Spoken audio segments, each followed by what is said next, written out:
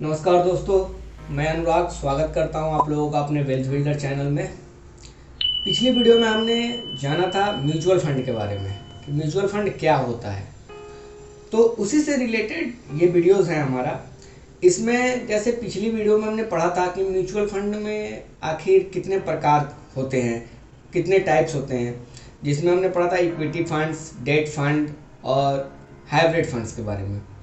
तो आज हम समझेंगे और जानेंगे कि आखिर में इक्विटी फंड्स क्या है, इक्विटी म्यूचुअल फंड्स क्या है और ये कैसे काम करता है। और हम अगर किसी इक्विटी फंड्स में अपना पैसा लगाते हैं तो उसकी जानकारी होनी चाहिए कि हम किस हिसाब से पैसा लगाएं अपना और कहाँ पैसा लगाएं कि हमारा पोर्टफोलियो एक अच्छा पोर्टफोलियो बने, ना कि हमारा पैसा डूब जाए। तो इसके लिए हमें जानकारी होना चाहिए, ना कि हम बस रिटर्न देख लें कि हाँ इसने 40% का रिटर्न दिया, इसने 50% का रिटर्न दिया और डाल दिया। तो हमें ये भी पता होना चाहिए कि आखिर में हम किस फंड में इन्वेस्ट कर रहे हैं।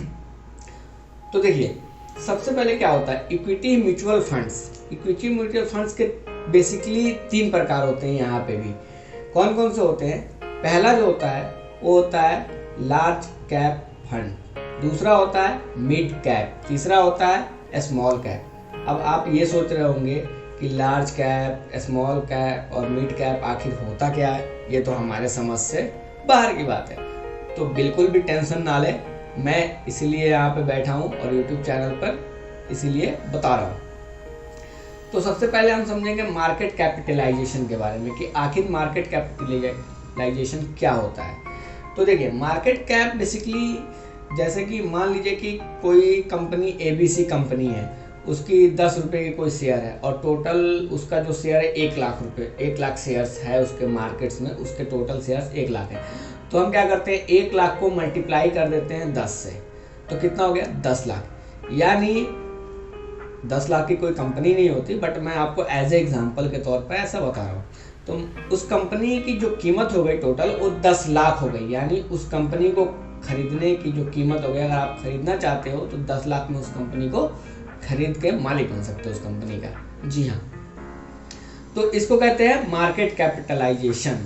मार्केट कैप भी आपने कहीं देखा होगा, आपको समझ में नहीं आता होगा कि मार्केट कैप आखिर क्या है। आज आपका कॉन्सेप्ट क्लियर हो चुका होगा। तो बेसिकली 3 तरह के इसमें होते हैं। एक होता है लार्ज कैप, दूसरा होता है मिड कैप और तीसरा होता है स्मॉल कैप। तो लार्ज कैप क्या होता है कि अब हम समझेंगे कि लार्ज कैप क्या होता है। अगर हम म्यूचुअल फंड में जब जाते हैं, वहाँ फंड्स को चूज करते हैं, तो वहाँ लार्ज कैप फंड भी लिखा रहता है, इक्विटी लार्ज कैप फंड। तो क्या होता है, तो इसके लिए हम आपको अपने लैपटॉप के स्क्रीन पे लेके चलेंगे और वहाँ पे डिटेल्स में हमने लिखा है कि कितनी रिस्की होती है, क्या होता है लार्ज कैप, मिड कैप क्या होता है, वोलेटिलिटी कितनी होती है, सारे चीज़ आपको वहाँ पे दिखा के एक अच्छे कॉन्सेप्ट पे सिखाएंगे और बताएंगे। तो आइए हमारे लैपटॉप के स्क्रीन पे।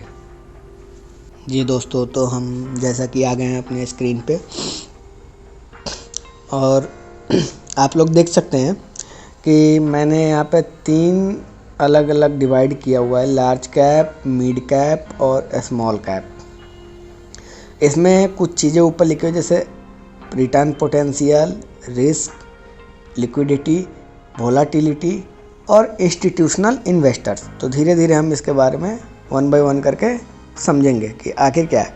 तो सबसे पहले हम समझेंगे लार्ज कैप के बारे में कि लार्ज कैप, जैसे कि मैंने आपको बताया है कि लार्ज कैप जो कंपनी होती है वो आपको टॉप 100 कंपनियों में आती है। As per SEBI rule top 100 company जो होती है जिनका कैपिटलाइजेशन बहुत बड़ा होता है, लार्ज होता है, टॉप होता है, उनको टॉप 100 लार्ज कैप में लेके आते हैं हम।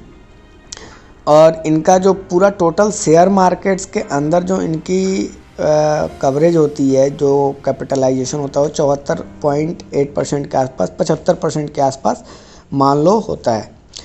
तो लार्ज कैप फंड में आप देखेंगे जो रिटर्न पोटेंशियल है वो मॉडरेट है। मतलब रिटर्न पोटेंशियल मतलब कि मान लो कोई 10 लाख करोड़ की कंपनी है, वो ऑलरेडी 10 लाख करोड़ की कंपनी बन चुकी है, तो उसको 20 लाख करोड़ कंपनी बनने में टाइम लगेगा। तो उसमें क्या है ना कि वो रिटर्न पोटेंशियल मॉडरेट होता है क्योंकि वो बहुत हाई रिटर्न नहीं दे सकती है। दूसरा है हमारा रिस्क, तो रिस्क के हिसाब से देखेंगे लो है, क्योंकि अगर बहुत हाई रिटर्न नहीं दे रही है तो उसमें रिस्क का भी चांस बहुत कम होता है, ये ऑटोमेटिक होता है। तीसरा है लिक्विडिटी फंड। लिक्विडिटी क्या होता है? लिक्विडिटी मतलब कि मार्केट के अंदर जो बाइंग और सेलिंग होती है, मान लो कि हमने बाई कर लिया, सेल कर रहे हैं, तो सेल करने के लिए वहाँ पे जो बायर ख़रीदने के लिए अवेलेबल हैं या नहीं है, इसको लिक्विडिटी कहते हैं। तो वेरी हाई है इसमें, यानी ये भी पॉजिटिव है। वेरी हाई का मतलब हमेशा आपको एक बायर मिल जाएगा बेचने के लिए या ख़रीदने के लिए सेलर मिल जाएगा। वोलेटिलिटी का मतलब होता है मार्केट कभी बहुत ज़्यादा अप एंड डाउन होता है। आपने देखा होगा कि बहुत ज़्यादा मार्केट कभी एक बैग नीचे चला गया, ऑटोमेटिक तुरंत ऊपर आ गया। तो उस केस में क्या होता है कि जो लार्ज कैप फंड होते हैं इनकी वोलेटिलिटी काफ़ी लो होती है, इनको ज़्यादा फर्क नहीं पड़ता है। इंस्टीट्यूशनल इन्वेस्टर्स इसमें काफ़ी हाई होते हैं, वेरी हाई है इंस्टीट्यूशनल इन्वेस्टर्स। मतलब कि यहाँ पे क्या होता है, institutional investor just like mutual fund, जो कि हम अपने फंड मैनेजर को पैसा देते हैं फंड मैनेज करने के लिए, तो ये लोग ज़्यादातर लार्ज कैप में ही फंड लगाते हैं क्योंकि वहाँ पे रिस्क का रेशियो कम होता है, तो इसीलिए यहाँ पे इंस्टीट्यूशनल इन्वेस्टर आपको ज़्यादा मिलेंगे। दूसरा आ गया मिड कैप।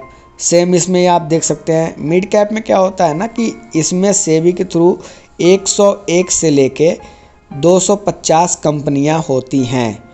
मतलब टोटल आपको 150 कंपनियां इसके अंदर आती हैं, जिनका जो रेशियो है, जो मार्केट कैपिटलाइजेशन रेशियो है, वो 13.5% का है, 13.5% का है लगभग। तो इसमें क्या होता है, पोटेंशियल जो होता है, रिटर्न पोटेंशियल हाई होता है क्योंकि वो छोटी मिड बीच वाली कंपनी है, तो इन को आगे बढ़ने के चांसेस ज़्यादा होते हैं, तो रिटर्न भी आपको अच्छा मिल सकता है। तो रिस्क भी देखेंगे आप इसमें, जब रिटर्न अच्छा है तो रिस्क भी हाई होता है। मार्केट अगर वोलेटाइल होती है तो पता चले कि आपका उसमें मार्केट उसका शेयर प्राइस गिर भी सकता है, बढ़ भी सकता है। लिक्विडिटी भी हाई होती है, इसमें वेरी हाई नहीं होती है, बट आपको सेलर बायर मिल जाते हैं बेचने और ख़रीदने के लिए। वोलेटिलिटी को आप देखोगे तो इसमें हाई है वोलेटिलिटी, हाँ वेरी हाई तो नहीं है लेकिन हाई है, इसमें भी वोलेटिलिटी हाई होती है। अगर मार्केट बहुत ज़्यादा अप डाउन होता है तो इस पर बहुत ज़्यादा फ़र्क पड़ता है।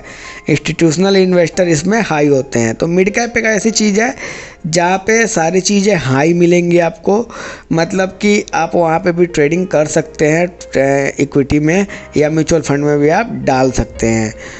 स्मॉल कैप देखेंगे अब हम। स्मॉल कैप क्या होता है, जो बाकी के 250 कंपनी बचेंगे। जैसे कि सेबी क्या कहती है कि निफ्टी के अंदर टोटल 500 टॉप कंपनीज रखी हुई है। 500 में टॉप 100 कंपनीज को लार्ज कैप में रखा है, जिनकी बड़ी कैप है जो लार्ज कैप के हैं, और उसके बाद 101 से लेके 250 को रखा हुआ है मिड कैप में, और बाकी के 250 कंपनियों को रखा हुआ है स्मॉल कैप में। तो इसमें क्या हो जाता है कि रिटर्न पोटेंशियल बहुत ही हाई होता है। मतलब इसमें कोई एक छोटी कंपनी है, मल्टी बैगर कंपनी है, मान लो 5 रुपये 7 रुपये उसका शेयर प्राइस है, तो उसको बढ़ने का चांसेस बहुत ज़्यादा होता है। तो कभी कभी आपने सुना भी होगा कि 5 रुपये का शेयर 100 रुपये हो गया, 200 हो गया, इतना हायर रिटर्न दे दिया, 50 रुपये हो गया, बहुत ज़्यादा रिटर्न दे दिया, तो होता है। तो अगर बहुत हाई होता है तो रिस्क भी बहुत हाई रहेगा, आपको दोस्तों पता ही है। अगर वो ख़त्म होगा तो पूरा बर्बाद ही हो जाएगा, आपका पूरा पैसा भी डूब सकता है। लिक्विडिटी का मतलब लो होता है, यहाँ पे बहुत कम लोग ट्रेड करते हैं और इन्वेस्टर्स भी आपको कम रहते हैं, तो बेचने के लिए पता चले कि कभी कोई ख़रीदने वाला ही नहीं मिल रहा है आपको, तो यहाँ ऑटोमेटिक लो होता है। वोलेटिलिटी क्या होता है यहाँ पे, वेरी हाई, मतलब कि मार्केट अगर बहुत ज़्यादा अप एंड डाउन कर रही है तो इसमें भी स्मॉल कैप में बहुत ज़्यादा अप एंड डाउन आपको देखने को मिलेगा। 10% 20% की भी गिरावट और 20% 30% का भी उछाल देखने को मिलेगा। बाकी इंस्टीट्यूशनल इन्वेस्टर इसमें काफ़ी लो होते हैं। इसका कारण ये होता है क्योंकि जो इंस्टीट्यूशनल इन्वेस्टर्स हैं, अपने जो उनके यहाँ जिन्होंने पैसा लगाया है, जो उनको पैसा दिया है, उनको रिटर्न देना होता है, तो थोड़ा सा कम रिटर्न ले लेते हैं। बाकी अपने कस्टमर्स को हमेशा वो एक अच्छा रिटर्न देते हैं और कस्टमर बना के रखते हैं, लेकिन अगर वो लो रिटर्न देंगे कोई कस्टमर उनका टूट जाएगा, इसलिए वो यहाँ पे इन्वेस्ट कम करते हैं। तो मैं आशा करता हूँ कि आप लोगों को बहुत अच्छे से ये वीडियो समझ में आया होगा। बाकी अगर आप लोगों को कुछ समझ में नहीं आता है तो आप मेरे डिस्क्रिप्शन में जाके टेलीग्राम का लिंक ज्वाइन कर सकते हैं, और वहाँ पे आप हमारे चैनल में आके, मैं वहाँ डेली शेयर करता हूँ अपना पर्सनल आईडी। वहाँ पे मेरे पर्सनल आईडी पे आके आपकी कोई भी क्वेरी हो उसको पूछ के आप सॉल्व करा सकते हैं। So thank you everyone, thank you for watching.